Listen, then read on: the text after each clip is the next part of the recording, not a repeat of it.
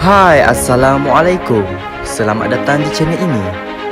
5 lelaki Melayu paling kaya di Malaysia.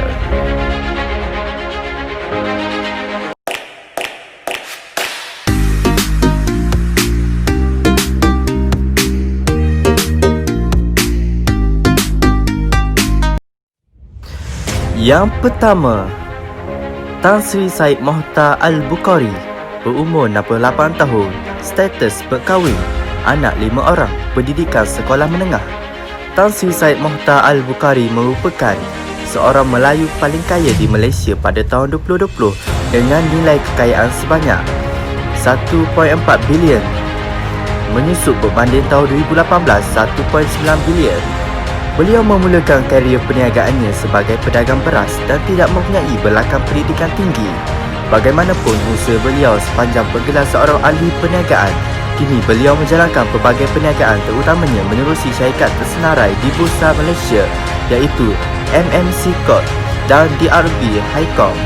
Beliau juga merupakan pengerusi Yayasan Al-Bukhari yang merupakan individu yang kekal dalam senarai top 50 yang terkaya di Malaysia. Juga namun turun satu kedudukan daripada tangga ke-12 pada tahun 2019.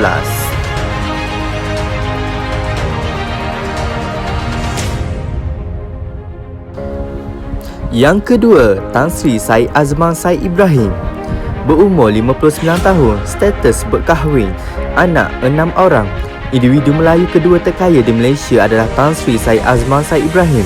Menurut Forbes, nilai kekayaan yang dicatat beliau pada tahun 2020 adalah sebanyak 675 juta dan menyusup berbanding 750 juta pada tahun 2019.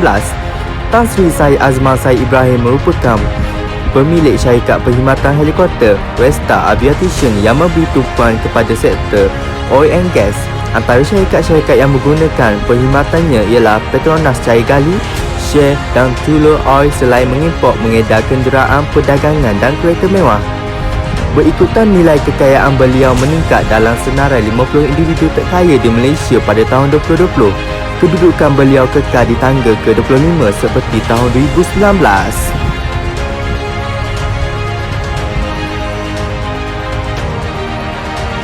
Yang ketiga, Ahmayuddin bin Ahmad, berumur 63 tahun, status berkahwin, anak 4 orang. Ahmayuddin bin Ahmad merupakan orang Melayu ketiga paling kaya di Malaysia dengan nilai kekayaan sebanyak 620 juta pada tahun 2020, meningkat berbanding tahun 2019 sebanyak 580 juta.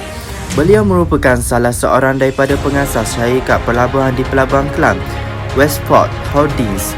Nilai kekayaan Ahmayuddin meningkat pada tahun 2020 justru dalam senarai 50 individu terkaya di Malaysia.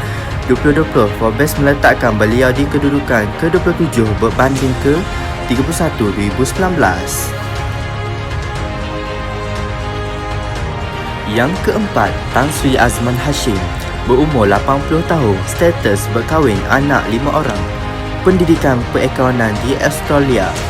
Orang Melayu keempat terkaya di Malaysia adalah Tan Sri Azman Hashim dengan nilai kekayaan yang dicatat sebanyak 410 juta pada tahun 2020, menurun berbanding 450 juta pada tahun 2019. Beliau mengetuai perbankan M-Bank Group yang diasaskan pada 1976 dengan nama Arab Malaysia, Micap Bank. Selain itu, beliau juga memiliki kepentingan dalam bank pelaburan ECM Libra RCE Capital. Dalam senarai 50 individu terkaya di Malaysia pada tahun 2020, beliau berada pada kedudukan ke-35, turun satu anak tangga berbanding tahun 2019 iaitu 34.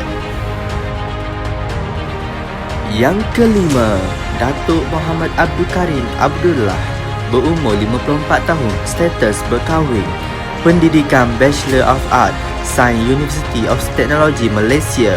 Orang Melayu kelima terkaya di Malaysia dengan nilai kekayaan 405 juta pada 2020 berbanding 345 juta 2019 adalah Datuk Muhammad Abdul Karim Abdullah yang merupakan pengasas syarikat serba Dynamit bermula 1993.